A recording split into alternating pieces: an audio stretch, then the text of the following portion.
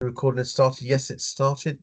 So we will be sending you an email later on today with a link to the recording, which you can view for a maximum of 28 days, and also a PDF version of the slide deck that Irina will be using. So there's no need to make copious amounts of notes. All of this will be coming your way later on today. If you look at the top of your screen, you'll see the Q&A facility. Feel free to drop any questions, and time permitting, we'll go through as many questions as we can at the end of today's webinar. But I do want to say, please keep your questions fairly generic. We won't be able to respond to questions that are specific about your business in this open forum, which is being recorded. I have posted a link in the Q&A to our export support service. That's the right place to be asking very detailed or specific questions related to exporting and your business. The export support service, it's an online portal. It's manned by real people both in the UK and abroad, and the promise is if it's a fairly straightforward question, they'll get back to you within 3 working days. Our data seems to suggest they typically get back to you within 1 working day. If it's a complex query and they have to do a bit of research with colleagues, maybe even around the world, it could take longer, up to a maximum of 10 working days. So please bear that in mind if you've got queries that you need answers to. I'd say to you, click on that, save that link into your bookmarks. It'll be really helpful to you. I've also posted a link to our feedback form. Takes around about 20-30 seconds of your time to respond. We really do value your feedback. So at the end, when I come back on, when Irina's finished, I'll remind you again of the feedback form. So without further ado, Irina, I'm going to hand over to you. Thank you so much, Raj. Thank you for this introduction and welcome to the session. Today we are starting, that's the first actually webinar of the series of how-to, and all of them are designed to help you to get started. If you are new to exporting, it is meant to refresh your understanding of the basics of exporting if you've been doing that in the past, give you that confidence to sell your goods or services globally. And as Raj mentioned, we run it on a rolling basis, so you can attend all of the sessions, all of the 11 sessions, or you can just do the ones which are most beneficial for your business, most relevant for your business. So you can join them live, or you can register and then receive a recording. So I'll be kicking off the series today. I will be talking about international market research.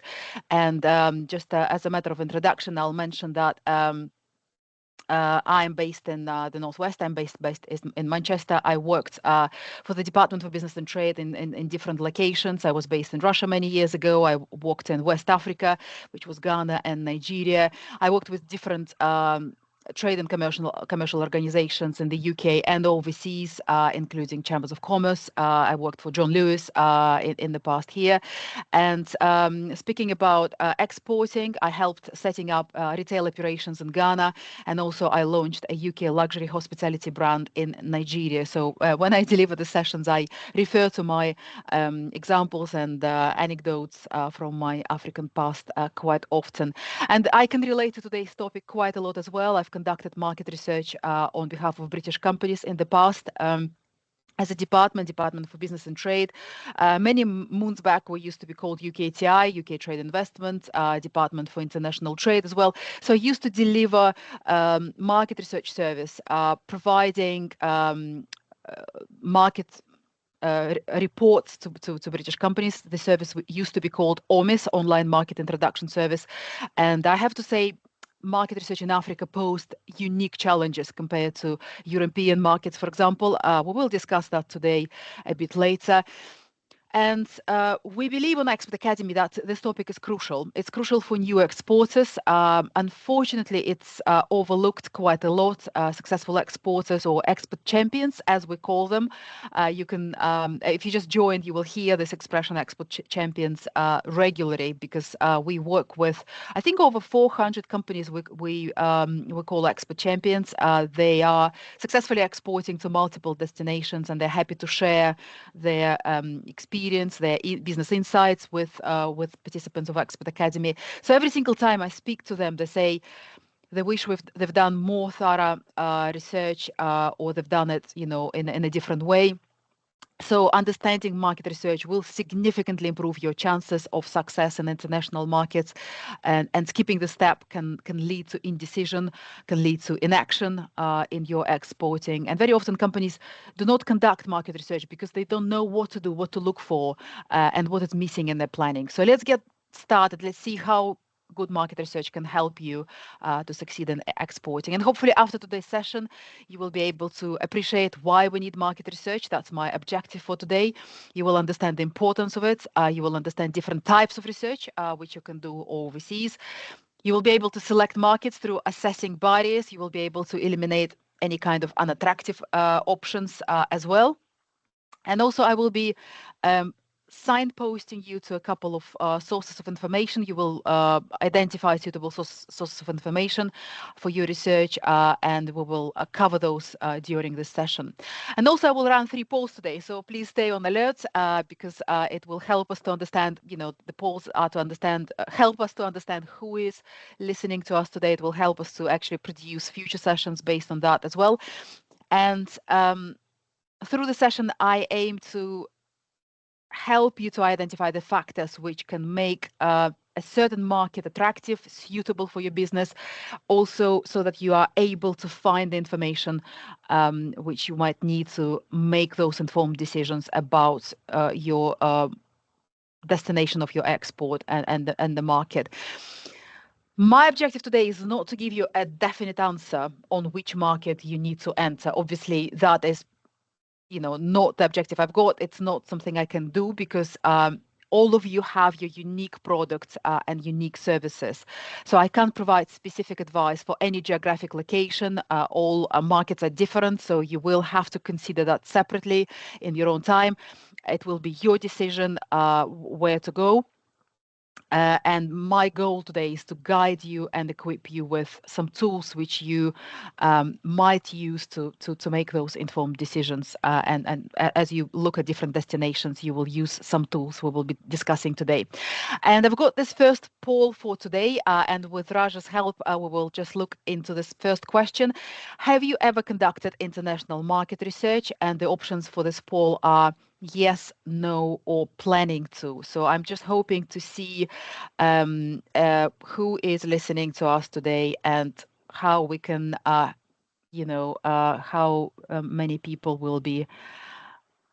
Yeah, I can see that some people are planning to start exporting. 25%, did the research before, and there is still a number of people who never did the research in the past. So that's fantastic. If you've conducted market research, that's great.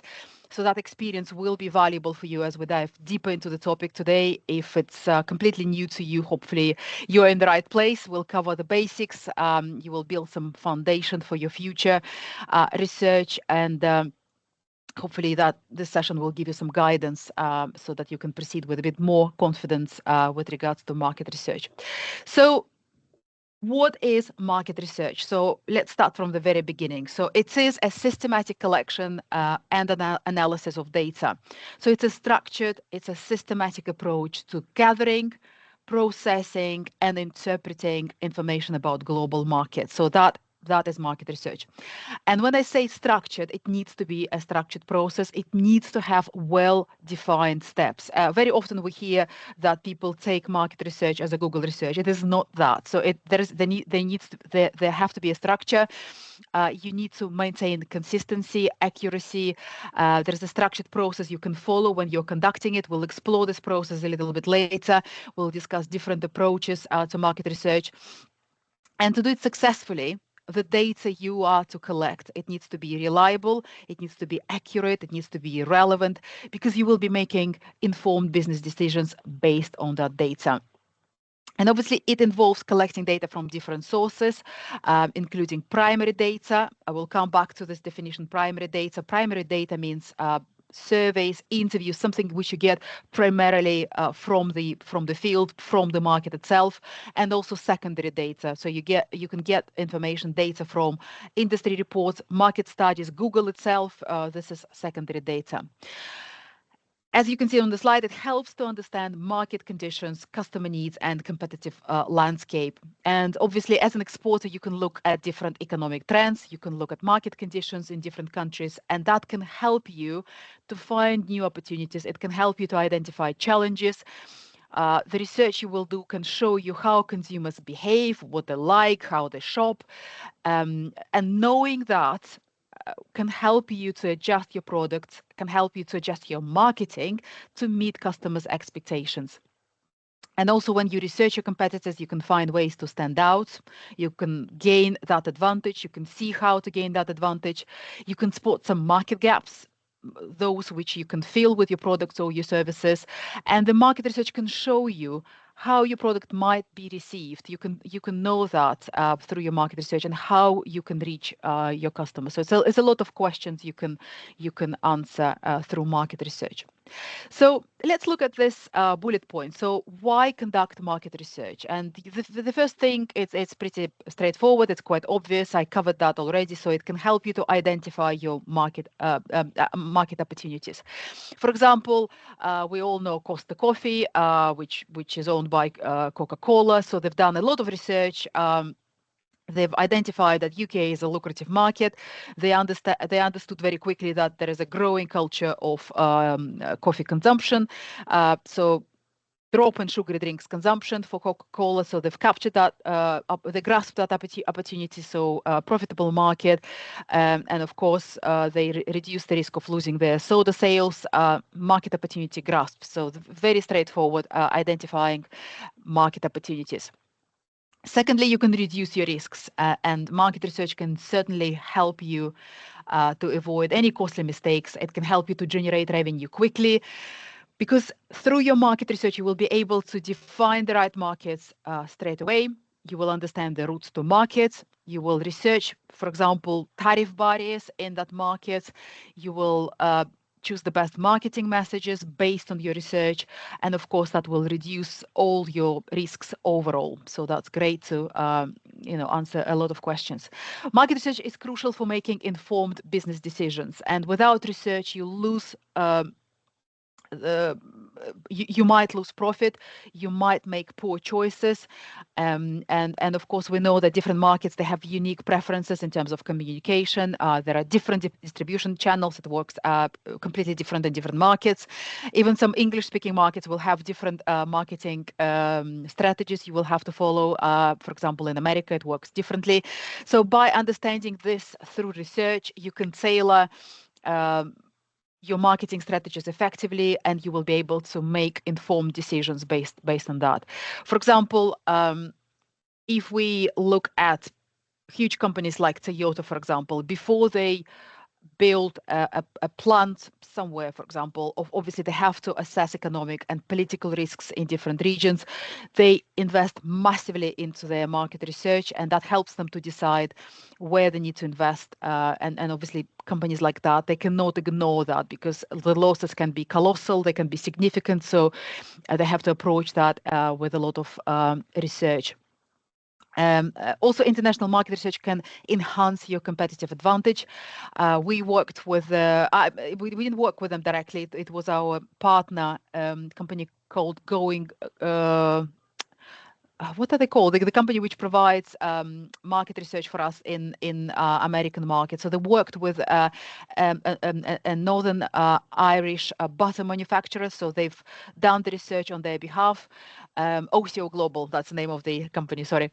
So they've realized through that research that the Northern Irish company needs to change the packaging, because American consumers prefer different packaging. They like sticks as opposed to tubs, which is common for UK market.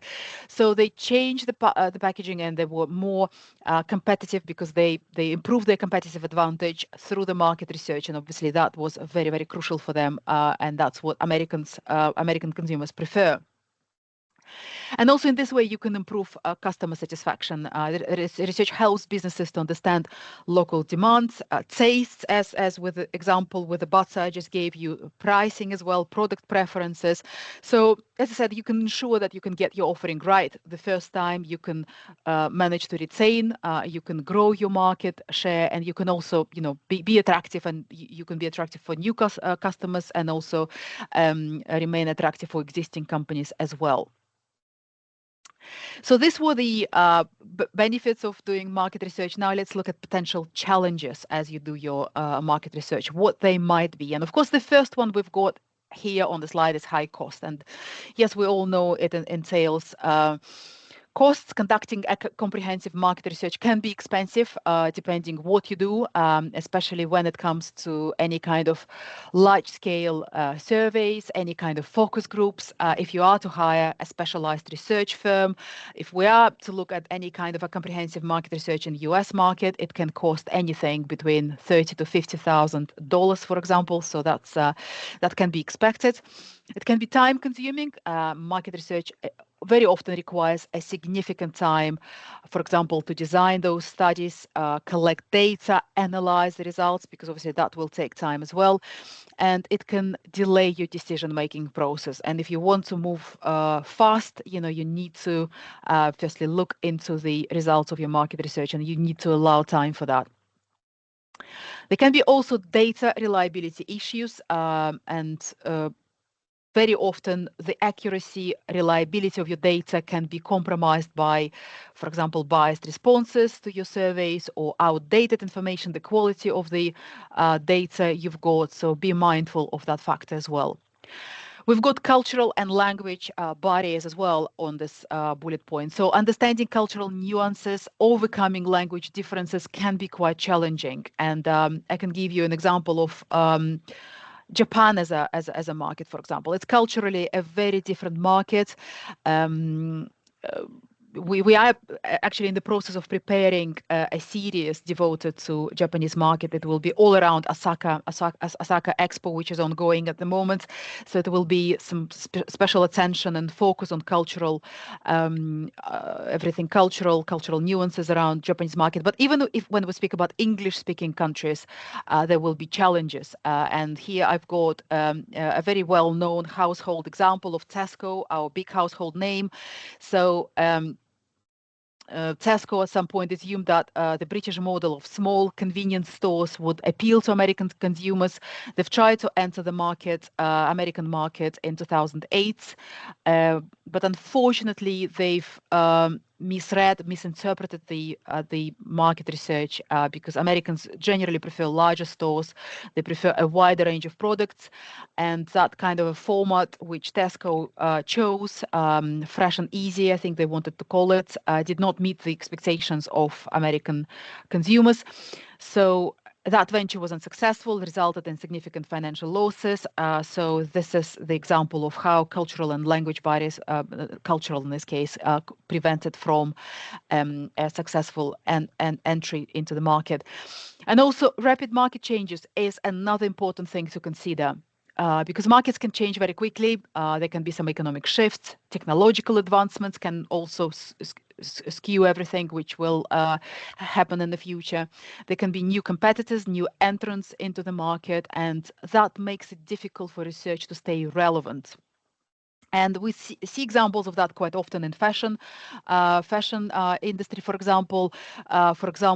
If a clothing company research very often a market, consumers' preference might change, the shift, and sometimes by the time the research is complete, it might not be relevant anymore. And coming back to the Tesco example I just gave you, so they've entered US market during the global financial crisis of 2008, and of course the timing was unfortunate. Consumers were cutting back on their spending. It was difficult for a new market entrant to gain the traction, so it was not really a great timing for the company, unfortunately. So be mindful of these challenges we've got on the slide. So remember as well, international market research is not an exact science, and there will be some potentially challenges, some kind of challenges which will happen in real time. So you will have to be mindful of that.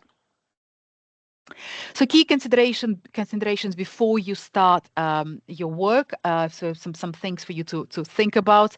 And firstly, I would mention that it's important to know exactly what your aims are and what do you want the research to deliver. What do you want to achieve with your research? What questions do you want answered? So that's really important to understand. Also, what resources do you have? Do you have time? Do you have people? Do you have money? Do you need any external assistance to complement what you already have, for example? Is the opportunity worth the investment? If you have lots of business in the UK, you are busy domestically, is it worth actually looking abroad? And what will be the impact on other domestic activities if you are busy? So what will you do with the research? What will be the next phase after the research? And we very often see that the companies do the research, they don't act upon it, they don't know what to do next. So you need to answer these questions before you move on. And there are a lot of important questions which you will need to answer. You obviously don't want to spend your time on something which is unnecessary. So you want to establish that essential information and you need to focus on exactly what you want to achieve. So make sure that you've got those objectives set out and you know where you want to move. And before you start, discuss the project with others. There are various resources, networks available for you. And I've got a couple of suggestions on this slide, something to keep in mind. So obviously that's us, Department for Business and Trade. First of all, we've got our website. It's full of the information you can use. We run a lot of events, including Expert Academy program. If you just joined us, obviously we've got a wide spectrum of sector-specific, market-specific events. We've got a series of sessions devoted to some markets or, again, sectors. We also have a free service, which is called International Trade Advisors Network. ITAs or International Trade Advisors those are our colleagues. They are scattered around the country. They provide mentorship, they provide coaching to companies who are new to exporting or are exporting extensively. And they are not available for everyone. They're not available in all regions of the UK, but if you are eligible, there is some criteria you have to comply with. You have to be of a certain turnover. You've got to be a high expert business of a high expert potential, so you can work with them. They can assist you even with your market research. They can connect you with our overseas colleagues, overseas posts, and they've got that extensive experience. They've got the networks which can help you to avoid the common pitfalls in international trade, can add significant value to your market research efforts as well. So if you are eligible, connect with your advisors and try to see if you can work with them. Secondly, chambers of commerce, and we speak about chambers of commerce quite a lot on these courses. Try to engage with them, work with the international teams. You might potentially be a member already. It's amazing. Sometimes companies come on Expert Academy, they don't realize they're members of chambers of commerce. So look into that, see what advantages you can get, look at the resources they can provide. Very often you can benefit from their network opportunities. They also run their events. They provide training, for example, training on Incoterms. It's quite common to, for example, join their paid courses on Incoterms or rules of origin or anything like that. So they can support you as well in navigating international markets. Trade associations, and obviously depending on your industry, you can connect with relevant trade associations. If you are, for example, an automotive company, it could be SMMT, Society of Motor Manufacturers and Traders. It could be the Federation of Small Businesses or FSB. We work with them quite a lot as well. If you are, again, fashion exporter, I refer to fashion industry today, it could be UKFT or Fashion and Textile Association, which is our partner as well. So working with trade associations, you can get that industry-specific advice. You can also get more networking opportunities. You can get access to market research, which will be tailored to your sector. So be mindful of that as well and have a look what trade associations might be relevant for you. And of course, business groups, engage with business groups such as, for example, British American Chamber of Commerce, German British Chamber of Industry and Commerce as well. And they also provide that cross-border networking. They can share cultural insights with you, and they can also support you in establishing international business relationships. External market research agencies, that's another partner to explore, and they can provide that specialized market research services, which will be tailored for your needs. And when you work with market research agencies, yes, it can be more expensive, but it will provide you with the professional expertise. You will get that comprehensive market analysis. You will get that kind of tailored research. It will be tailored to your industry, tailored to your business. I will provide more tips on that later, but this is something to consider as well if you are serious about market research. So you also, and lastly, your team and your employees. And of course, we very often see that those companies which involve a larger team in their research projects, they succeed more. And departments such as marketing, sales, your product development department, they can provide that valuable input. Some of your colleagues might have language competency in a certain particular language, so try to collaborate with your colleagues, get those different perspectives if you can, and try to involve more colleagues as possible, get them on board as much as possible. So when you are choosing your destination, what are those early influences? So what you need to consider and pay attention to as you start. So of course, first of all, some of you might have that question answered already, but it's those existing inquiries and existing orders. And you might receive an inquiry or a purchase order from a certain destination, a certain company overseas, and you ship your goods without any kind of strategic planning.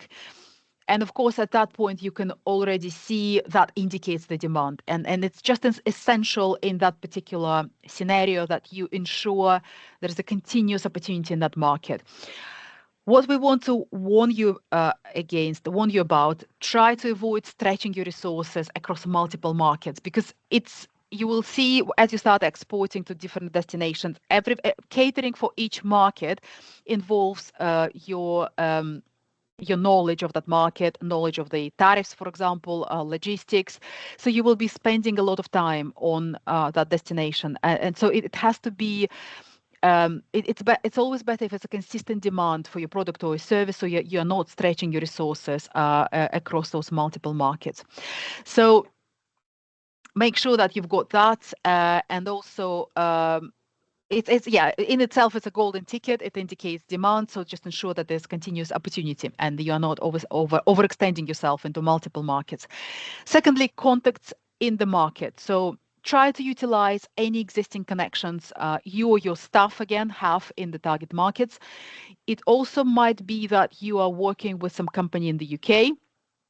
They might have some sister companies, they might have some subsidiaries overseas, they might be active overseas, and that might provide that valuable entry point for you to start exporting. For example, we worked with a company which gained overseas business through a recommendation from the UK client, which had a branch in Europe. So that's the way how some companies might find that entry point for themselves.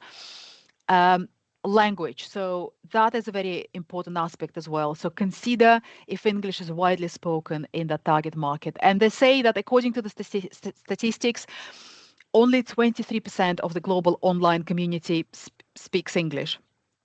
So this is where you have to decide if you want to target that English-speaking customers only, or you will be prepared to invest in translation services. And of course, there will be other considerations which will come later, because you will need to invest in translation and so on. So language is quite an important aspect you need to consider as a new exporter as well. And of course, proximity. And we see a lot of new exporters, they aim for large markets such as USA, China. This can be challenging because those remote markets that will operate in different time zones. It will be challenging for you to cater for those markets. And obviously, starting from geographically and culturally closer markets is a lot easier. So I will come back to this point a bit later. So let me just highlight this for you once again. We need to focus our efforts. Try to focus on 1 to 2 markets. Avoid that scattergun approach, as the slide says. Try to be more strategic. plan your entry into international markets, and you will need to look carefully, as I said, at every market from different angles: logistics, marketing, customs. So it's not feasible to do it well for 5 markets at once. So try to be strategic. Use, for example, one market as a springboard, and then look into other markets to where you can expand to. And speaking about structured approach, this is where I want to suggest that you set up a structured research process and a map for your research. So you've got a couple of bullet points here on the slide. As I said, it should be more than just Google research, and that structure will yield better results. It will allow you to build on your findings. It will allow you to enable you to share that later with your colleagues. For example, you do some part of the research, you can pass it on, and somebody can work on that later. So these are some key areas for you to research. And of course, the first one will be your target market. So you will need to determine which market you want to target. You will need to understand where you're going to sell, and that will be your crucial step in your research. Secondly, it will be route to market. You will need to identify the distribution channels in that target market. Will you use, for example, platforms like Amazon? Will it be Baidu? Obviously, there are over 400 e-commerce platforms across the globe. Will you work with an agent or a distributor? How you will sell it? So routes to market is the second important question to answer. Effective marketing strategy, and this is where you investigate your buyer's behavior. You look at the decision-making processes. You will need to understand the customer's expectations, satisfaction levels they've got. You will need to identify the most effective marketing, advertising channels. For example, when I was based in West Africa, we realized very quickly through our market research that radio at that point was the highly effective medium in Ghana, and this is what we've used. And also in that respect, be mindful of cultural aspects for your promotional materials. We've got an anecdotal story on Expert Academy where we worked with many years ago with a kitchen design company, and they started selling into Arab markets. So they had to revise their marketing brochure because unfortunately, they featured a wine rack, and obviously for cultural reasons, religious reasons, it was inappropriate. The company had to reconsider their marketing, change and reprint the brochure. So that's something to consider as well. And competitors analysis will be another important aspect. So you will need to research your competitors. You will need to understand the level of brand awareness, customer preferences, loyalty to existing brands in the market. Product modification is extremely important, and it will concern a lot of exporters. Research if your marketing strategies, if your product services need modification. We know of a company which was selling baby products to South Korea, for example. Through their market research, they've established that nothing which is white in their product range, for example, white baby blankets, will not sell there because doing the research, they've realized that this is the symbol of death in South Korea, so they had to remove everything white from their range. But of course, you need to understand that before you go into the market to avoid these mistakes. So consider any possible changes you will need to make in color, packaging, sizing, even spelling. You might be selling into, for example, an English-speaking market. Another anecdote is of an exporter selling crisps into American market, and they assume that they don't need to change anything. They left flavor spelled with in a British way with U in it, and of course it was perceived by American consumers as a spelling mistake because they've spelled flavor without U. So they had to again change the packaging. So you might think it's an English-speaking market, but it doesn't work like that.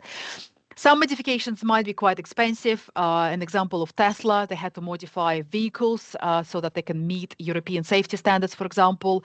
They had to change headlights, other features of their vehicles. And obviously, you can imagine that was quite an expensive change, but they obviously wanted to sell in the European market. If you are a service company, and I appreciate a lot of you are not selling physical products, but for example, if you're providing a training back to Arab markets examples, you will need to think of accommodating local customs, for example, allowing time for a prayer. If it's some kind of training sessions you provide, you need to think about how you're gonna go about that and modify your training accordingly. So think about how that might apply to your product and the market you are going to. And lastly, I've got demand versus ease of that market entry. And again, back to the choice of the markets. Try to choose the markets which are easier to enter in terms of regulatory frameworks. And yes, we've got those markets, the usual suspects, which attract a lot of attention. They've got high demands and they're so attractive for exporters, but again, it can be costly, it can be complex to enter. For example, USA is the largest consumer market in the world. It has high demands. There is demand for a wide range of products and services, but entering US market can be challenging. It has very stringent regulatory requirements. They've got the state and federal regulations. There is very high competition. And as a new exporter, you will need to have that significant investment. You will need to spend a lot of money on marketing and distribution. And if you are, for example, that small UK-based food and drink company, for example, you will potentially struggle to navigate Food and Drug Administration Authority, FDA. That's the body which you will have to comply with if you're selling anything from food and drink sector in the US. So regulations are very stringent. The landscape, the competition landscape is really tough. So you will need to have substantial resources to sell in the US. But if on the other side, if we look at Netherlands, for example, it's a smaller market compared to the US, but it still offers a healthy demand for clients, especially from the EU. The ease of entry is higher because obviously we've got this EU single market policies. There are a lot of cultural similarities. We've got that geographical proximity as well. It only takes a couple of hours to get there. And again, if you are a service company, tech company, for example, you might find it easier to sell to Dutch market, for example, because the regulatory hurdles are less. You can benefit, for example, from EU trade agreement we've got this CA agreement, the free trade agreement we've got with EU, and obviously it's an English-speaking environment, so it might be easier for you to sell there. So for first-time exporters, back to the conclusion I've already made, just to highlight, starting with geographically, culturally closer markets such as Republic of Ireland, Netherlands, I've mentioned already. It's a little bit easier. So next poll. Poll number 2, I would like just to understand a little bit better what ambitions do you have, and if I can ask Raj to pull the second poll, which regions are you most interested in exploring for the market research? Is that Americas, LATAC region, Europe, Asia, Africa, or Australia? Just to see where your interests are. You can choose several markets, and I think that will just help us to understand what would you be most interested in attending. It will help us to build our future sessions. So I can see that there is obviously the usual suspect, US. We've got quite a lot of responses with interest in that market. I can see Europe, of course. Yeah, fantastic. Yeah. So thank you so much for taking that poll, just to seeing what's the levels of interest. Thank you. And the next slides is just to look at the types of the market research. We can we'll get a little bit academic here, but I will just highlight the most important things for you to consider as you look at market research. And it can be divided into 2 main parts. So it can be either secondary research or desk research, or it can be primary research or field research. So if we look at desk research first, that's on the right-hand side of the slide. So when you hear secondary research or desk research, this is the analysis of any sort of existing data. So it's reports, studies, databases, your Google research, and the sources of your information can be any kind of information available online, anything you can extract from different reports, any kind of organizations. And advantages of that can be It's very often inexpensive, immediately available. You can just press the button on your computer and you can get that research. And any sort of national organizations like the Chambers of Commerce I mentioned, Department for Business and Trade, have a look at our website. We've got country reports uploaded on our pages, country pages. Any kind of industry associations. We have lots of data providers, companies like Dun and Bradstreet, for example. They give a lot of information on companies trading internationally. Any sort of private sources such as banks, consultancy firms, they publish lots of reports as well. But you have to be mindful of the challenges which will come with secondary research. That's information which can be outdated. We've all been there. You can sometimes find the research which is about your product, but then you realize that that report is 7 years old, and obviously that's not applicable. Things change so much that you can't use this information. Data sources might be not trustworthy. Data might not be specific for your needs or your markets. The party which was collecting that report might have a different brief to have that, and certainly I've come across that because a lot of, for example, African governments, they like to present data in a bit of a rosy way. Data can be a little bit tampered with, so be mindful of that. When we look at primary research or field research, this will be tailored research. It will be conducted directly in the market. That's why it's called field research. So it's the direct data collection. It can come in the form of a survey, which will be run across your potential customers, for example. It can be interviews. It can be focus groups with your potential consumers. And advantages of that will be, it will be specific to your company needs. It will provide that current relevant data, but of course it comes with some disadvantages because it will require significant investment in some cases. It will be, it's best if you conduct it with the help of your agents, distributors, or external agencies which provide that service on a commercial basis. It can be time consuming, be mindful of that. It can take weeks or months to gather results. For example, when I was producing those OMIS reports, the research I was doing on behalf of British companies, we would actually tell the companies this research will be only valid for about 6 months, because obviously we will provide the contact details of some distributors. People come and go, and it will be difficult for you to act on this research in 6 months' time. So it was, and obviously we would time, for example, 2 months to carry out that research. So be mindful of the timelines. And just to add a few words about primary research and its importance. So it will be essential for you to validate your desk research. And this is where and how your primary research will fill in those knowledge gaps about overseas markets. So that primary research or field research will provide you with in-depth, specific market information. It will be tailored to your business. And just a few examples here, how you can conduct that primary research. And of course, there are all sorts of market visits you can carry out. This is your primary research. You can attend conferences, which provide great networking opportunities. You can go and take part in exhibitions. That's a great way to conduct your primary research. We've got trade missions here on the slide as well, and participating in a trade mission is a valuable form of field research. These events provide opportunities to develop existing contacts and also establish new ones. We run trade missions regularly as a Department for Business and Trade. Again, have a look at our calendar. We also organize trade missions for new exporters. I think now quite regularly we run trade missions to Ireland, for example, which is basically hand-holding for those companies who are new to exporting. We organize, I think it's at least 3 meetings which are guaranteed to companies, and it's a great way to test the market, because we organize the meetings, we do the preliminary market research on your behalf. We normally work with some research agencies, companies on the ground, which do that research before you join the trade mission.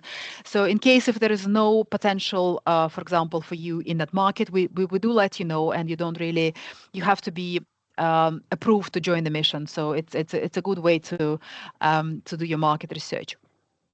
And obviously, based on your objectives, based on the depth and breadth of the information you require, your research can seek either quantitative data or qualitative data. And sometimes you are after both types of data. And you can see examples on the slide. So quantitative is everything which is measurable. So this is numbers, statistics, demographics, and that provides quite a broad overview of what you get about the market. And in contrast to that, you've got qualitative research, which is a descriptive information. So that's descriptions, behaviors, insights, which you get from your potential customers. And just to illustrate that, I can give you just a quick example from my past, the way we operated in Africa when I was in Ghana. So the project was a retail establishment, a chain of supermarkets, which was a really new thing for consumers at that point. It was back in 2014. So it was a startup of cash and carry format for supermarkets. In order to do the research, and it was very difficult to do the research there, we actually recruited an agency to help us with that. So we focused on a representative sample of the market. So it was 14 families we worked with, or the agency helped us to work with. Families, households are quite big in Africa, so it was 5 to 6 people in each family, and typically they would shop in open air markets. They had a particular income level, all of them, and they all lived near the proposed sites for the supermarkets. So we knew that the sample represents the target client segments. We collected all the insights from them. We understood their local preferences, their retail habits. So speaking about these types of data we collected, so we had the quantitative data, because they recorded the weekly shopping. That's how we did the research. So they recorded the prices, the quantities, how much they were buying in terms of daily shopping. They rated the product priorities, what they needed to buy as a priority. Obviously, it was very different from the UK shopping basket. So those diaries helped us to form the product matrix. We knew what the essential products were, what we needed to stock as a priority. So we had that data, quantitative data to begin with. We knew the ages, the population, the level, incomes, and so on. And that all helped us to estimate average grocery spending per capita, helped us to kind of project revenue for each store. And in terms of qualitative, we asked this company to run some focus groups. So we needed to understand the way how these people will choose supermarkets as opposed to open air markets.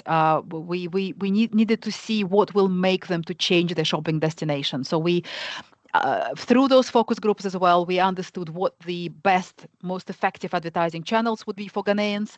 This is when we realized that the leaflets, anything printed, will not work because of the illiteracy rates, which we could see in the market at that point. So we've realized radio would be the best way. So we've recorded radio jingles. So that's how we've operated. So you can see that it can be quantitative, it can be qualitative. And of course, a lot of qualitative research will come from your customers, will come from your partners, your agents, your distributors.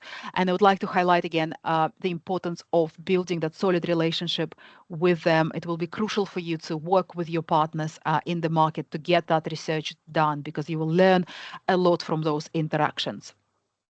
And I promise that I will suggest several tools and resources for your international market research. You can see a few bullet points here, a few sources where you can get that information. That's online databases, different information providers such as Statista, Euromonitor.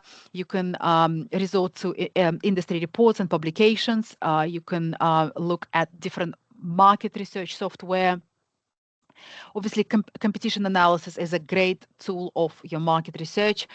You can use PASTEC, you can use SWOT analysis. I will say a few words about this in a second. And of course, different market research agency reports. And I mentioned our website already, great.gov.uk. If you haven't registered there, I highly recommend that you do. You will find a lot of market reports there. You will find a lot of useful information for exporters. Generally, you can subscribe to business opportunities on our website. You will be able to then get the updates from different markets. And if if a certain demand is present in a certain market, you might be contacted because you will be registered on that website. So that's a great thing to do. And also you can access the calendar of events. You can see those trade missions which are being prepared on great.gov.uk.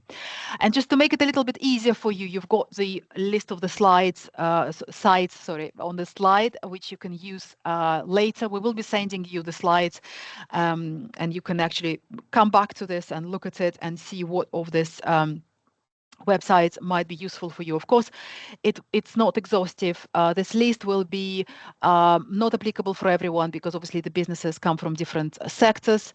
But yes, as I said, you can find a lot of statistics and data, for example, on World Bank websites, Organization for Economic Cooperation and Development, OECD, provides a lot of economic data. Our very own HMRC website, you can go there, you can get a lot of trade statistics for import and export. You can see what are those market trends, where the flows of different goods go in terms of EU or non-EU countries. You can use it in this way. I personally like Statista. Statista is a great resource. It costs a bit of money to join, to subscribe. I think it's about £40 to get access to some specific data and reports. Please be mindful that sometimes you don't need to pay for the entire report. Sometimes you can negotiate with the providers. You can buy a part of the report, for example, and try to discuss it with them in case if that report is needed. And I think I would specifically highlight our International Trade Center. The last resource you can see on the slide is ITC, or International Trade Center.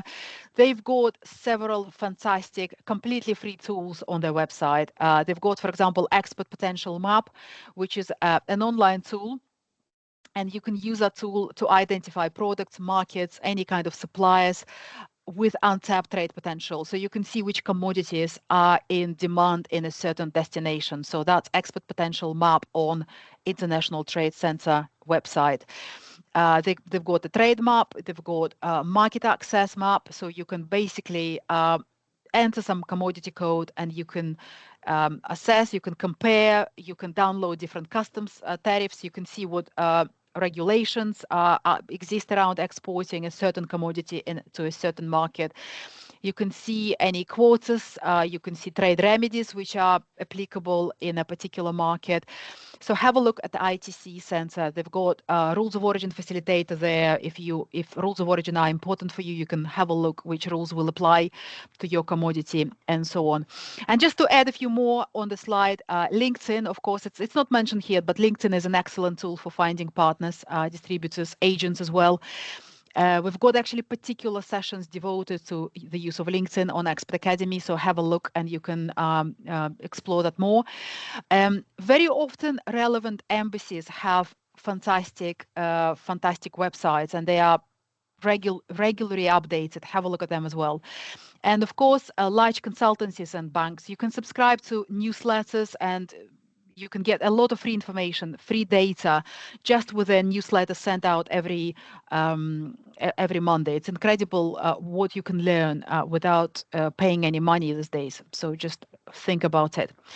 And one of your major tool in international market research, of course, will be analyzing competition analysis. Just a few words about it as we look at the slide. So you will need to identify who your main competitors are. You will need to understand their market share in that market. And of course, through this, you will gauge the landscape, the competition landscape. You will be able to find opportunities. You will be able to differentiate your business in accordance with that. So studying marketing strategies of your competitors will be a great way to understand how to advertise yourself, how to promote yourself, and how to approach, your customers, how to reach to your customers. So as you look at their marketing strategies, you will get those insights, and you will see what works and what doesn't work in a target market. So include this into your market research. So you need to understand the buying habits, the product preferences, any cultural factors. We are big on Expert Academy regarding to culture. So cultural factors in terms of your potential buyers, and knowing that will help you to tailor your offerings, and you will be able to meet local demands. So how you do that? How do you research that? So search engines, of course, look at e-marketplaces. You can get a lot of valuable data on the websites of your competitors. So look at their products, look at the pricing, look at the customer reviews, read them carefully, and obviously check the competitors' websites, subscribe to the social media channels, subscribe to their newsletters, look at their Instagram pages, Facebook pages, see what's the latest activities are they've got, promotions they run, what kind of product launches they do. So all of this is very important in your market research. And of course, if you visit the market, take the best opportunity to do that. Take, for example, pictures of the shelves with your competition products there.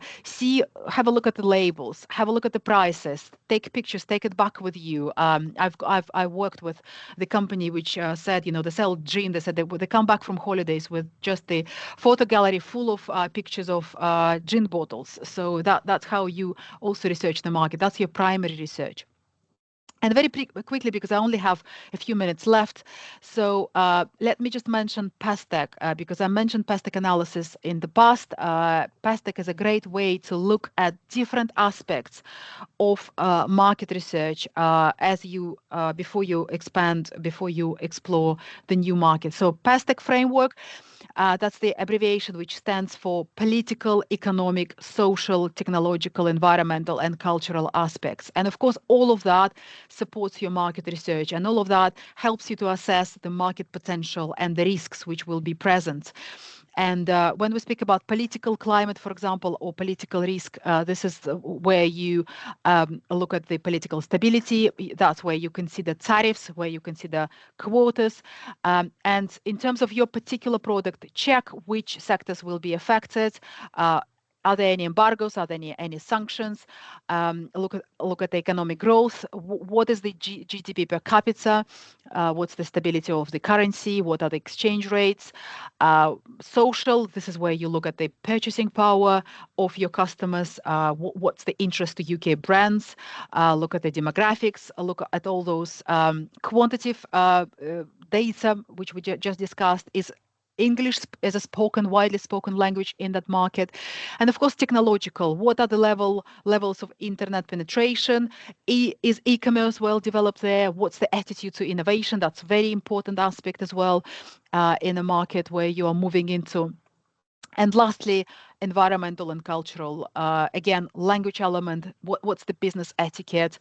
Is there any environmental legislation? Any controls in place? What's the climate like? Some products you are selling, for example, chocolate, might be quite sensitive to particular climate issues. And of course, bribery and corruption levels. This also comes under cultural nuances, and be mindful of that if you consider PESTEC analysis. That will be a very comprehensive way of looking at the market. And SWOT analysis is, I think, well known to everyone. I will not really dwell on that for a long time. So it's basically evaluation of your strengths, evaluation of your weaknesses, opportunities, and threats in the market. You see the example on the slide. We will be sending the slides to you later.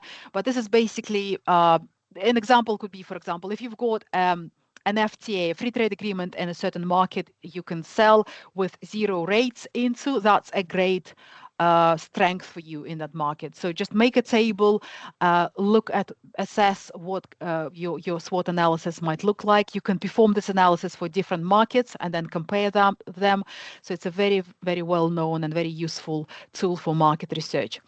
If you decide to work with a research agency, as I said, a couple of tips when you work with them: make sure that you choose a trusted agency, potentially take references if any of your partners worked with them in the past.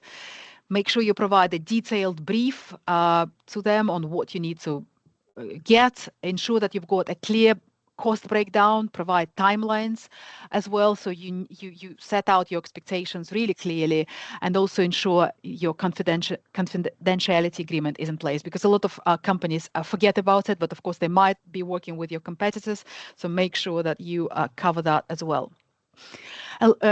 Together with the slides, you will be getting the case study, which I've compiled for a hypothetical UK soft drinks company. I don't think I've got time to go through that during this short presentation, but you will get that. And I've just listed what you might consider as a soft drink company when you do your market research. So just you will get that later with your slides. And I'm coming to the end of the session. I would like to mention that we've got I think two more in-depth market research masterclasses where you can look at secondary and primary data in more details. But I would like just to recap a little bit and mention a couple of key takeaways from today's session. So just be clear about your objectives when you prepare your market research. Clearly define what you want to achieve with your market research. That will guide your research process. It will help you to stay focused, and it's important to stay focused, as you can gather from all my speech today. Use a mix of primary and secondary research. Try to combine those two. For example, survey, interviews, look at the industry reports, look at online data, and get that comprehensive understanding of the market. Leverage local expertise. I've highlighted several times the importance of your work with local experts, consultants, local business partners.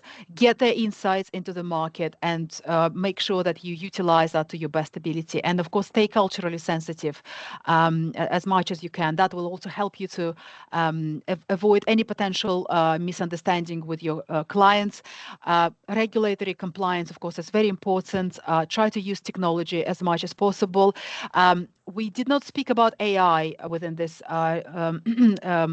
presentation. Is just because we've got additional masterclasses on how you can utilize AI, for example, in your market research. But yes, use data analytics software, CRM systems, online survey tools. Google Analytics is also available. And because of the changing situation all the time and market conditions change rapidly, it's very important for you to keep your data up to date. Review it, update your research, and ensure that you remain relevant and accurate in terms of your data.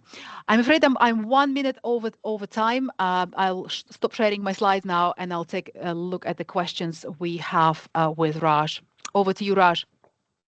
Hi, Irina. Yeah, there is one question, and it says, do DBT still share Euromonitor country and category reports? If not, is there any other reliable market data that can be provided with for no or little cost? Right. I used Euromonitor quite a while ago, I have to say, Adil. Thank you so much for your question. At the moment, I personally do not have access to Euromonitor. I used to have subscription to that, but not anymore. Our ITAs have it. So I think it's the best way to answer your question is actually to get in touch with your ITA if you have an ITA. This is my answer, to be honest. And I think, I think it's just a matter of getting in touch with your local trade office. I'm not able to say at this point. I'm sorry. No problem. Yeah, the slides will be made available. That's absolutely right. Raj, could you just share the feedback link in the chat if possible? Because that's if it's still about 30 people, so we would really appreciate if you could give us some feedback. Because I appreciate I didn't touch on AI in the session. We are actually rolling out the full series of AI dedicated content from August, and market research with the use of AI is one of the topics of that session. Great. So I'm just going to put the feedback form is in the Q&A. I'm going to put it in the chat as well. Thank you so much for that. Yeah, thanks, Raj. Yeah, that's great. So that will go into the chat right now. Brilliant. So yes, as I mentioned at the beginning, we do really value your feedback. I've just posted a link into the chat facility. It takes 20-30 seconds of your time, no more than that. Please do click onto that and give us your feedback. And as I mentioned, also in the Q&A is a link to our export support service. If there's a challenge in getting to that, I'll just post that as well into the chat facility, do click onto that and save it to your bookmarks. It's going to be a really useful source of support for you as well. And as we mentioned at the beginning, this session has been recorded. We will be sending you an email later on today with a link to the recording plus a PDF version of the slide deck that Irina has been using today. So keep an eye out for that. And if this is your very first webinar with us, that email has sometimes been known to land in your junk email. So if you haven't received it by the end of play today, check your junk email. It's probably in there, but everyone will be receiving a email from us with a link to the recording. You can view that for 28 days and an attachment of the PDF version of the slide deck that Irina has used. So thank you for attending, and thank you, Irina, for presenting. And we look forward to seeing you more in our future how-to webinar series as well. And as Irina mentioned, we will be launching a AI webinar series, which will look at 4 webinars, which will look at the whole marketing process, including market research. We'll be launching that fairly soon, so keep a look out on our events section. I know everyone can't attend every webinar that they want to, but as long as you register, we will still send you a link to the recording, and we'll still send you the slide deck. So absolutely register for all. It's a 7-part webinar series. Register for all of them. And if you can attend, that's great. If you can't attend all of them, we're still going to be able to send you a link to the recording and the slide decks that have been used. So look out for that in our events page. That'll be launched fairly soon. Thank you so much, Raj, for that. Yeah, I just wanted to add as well, Ideal, you will be getting the slides as well, and one particular slide lists lots of websites. I hope some of it, especially ITC, I think is a quite a reliable source, which doesn't cost anything. So I think that's a good way to, in addition to Euromonitor, but I do recommend getting in touch with an ITA if possible to get access to Euromonitor. And thank you very much, Raj, for wonderful hosting as usual. And I would like to thank everyone for lovely messages in the chat. Thanks a lot for that. And we look forward to seeing you at our next session. Thank you. Bye-bye. Bye for now. Bye-bye.